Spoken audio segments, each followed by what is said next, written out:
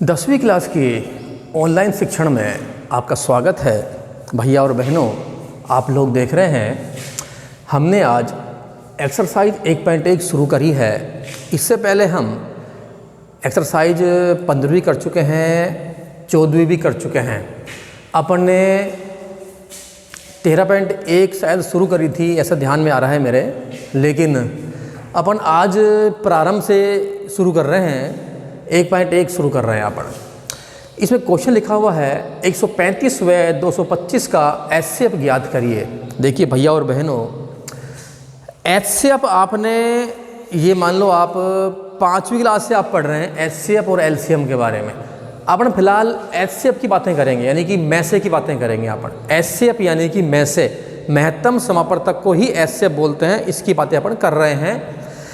10वीं क्लास में जो एचसीएफ है उसको निकालने के दो तरीके होंगे हमारे पास। एक तो है अभाज्य गुणनखंड और एक है हमारे पास यूक्लिड विभाजन विधि।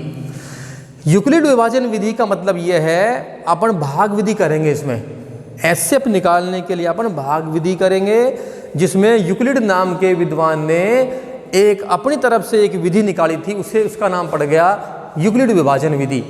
यूक्लिड ने कहा था कि एचसीएफ ज्ञात करने के लिए आप लोग भाग विधि का प्रयोग कीजिए, उसे हमने यूक्लिड विभाजन विधि के नाम से प्रतिपादित कर दिया है।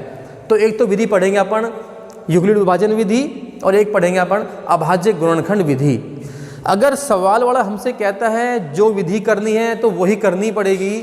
अगर उसने कुछ नहीं कहा है क्वेश्चन में, केवल ये कहा है कि एचसीएफ ज्ञात करिए, तो हम भले ही कोई सी विधि करें, कोई दिक्कत नहीं है। लेकिन इतना ध्यान रखेंगे, आप 10वीं क्लास में पढ़ते हैं, अगर संख्या बड़ी है, बड़े आंकड़े हैं हमारे पास, तो हम लगभग करेंगे यूक्लिड विभाजन विधि। अगर हमारे पास आंकड़े छोटे हैं, छोटी संख्या है हमारे पास, तो हम कर देंगे एचसीएफ निकालने के लिए अभाज्य गुणनखंड विधि। बाकी जो कह रहा है वो करनी पड़ेगी हमें दोनों विधि आनी चाहिए। देखिए आप कह रहा है 135 व 225 का एचसीएफ ज्ञात करिए। तरीका भी दे रखा है उसने, यूक्लिड विभाजन विधि से करना है अपन को। यूक्लिड विभाजन विधि का मतलब है अपन पहले देखेंगे इन दोनों में से संख्या बड़ी कौन सी है। 135 है और 225 है, दोनों में से संख्या बड़ी कौन सी है? ये संख्या बड़ी है। जो संख्या बड़ी है उसमें भाग देंगे हम, 225 में भाग देंगे 135 का, इसका भाग इसमें एक बढ़ जाएगा। 135 एकम 135, घटाव करेंगे हम, 90 हमारे पास बच चुका है, 90 शेष बच चुका है। लिखेंगे स्टेप फर्स्ट, या लिखेंगे फर्स्ट स्टेप, यानी कि पहली स्थिति, ये बोल दो पहला चरण। जो चाहो आप लिख दो, कोई दिक्कत नहीं है। जो पहला चरण है वो क्या है? देखो आपने पढ़ा होगा भाज्य कैसे निकालते हैं अपन। भाजक गुणा भागफल प्लस शेषफल होता है।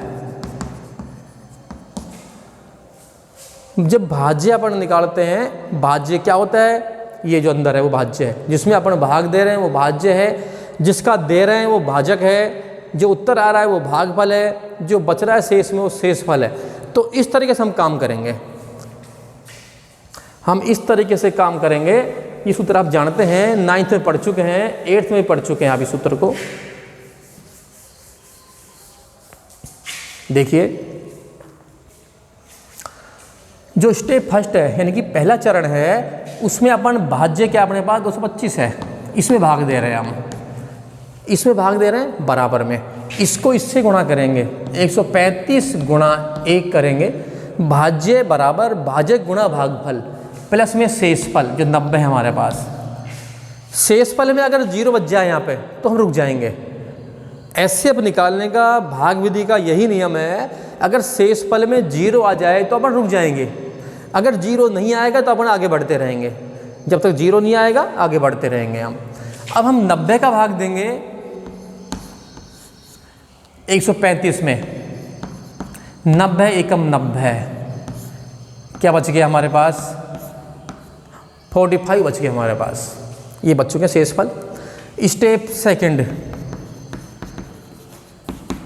हम दे रहे हैं 135 में भाग 90 गुणा 1 प्लस में 45। हमारे पास शेषफल में 0 अभी भी नहीं आया है और आगे बढ़ेंगे हम। अब 45 का भाग देंगे हम 90 में, 45 दूनी 90, शेषफल में 0 आ गया है। शेषफल में 0 आया है लेकिन चरण तीसरा हो चुका है, लिखेंगे हम थर्ड स्टेप।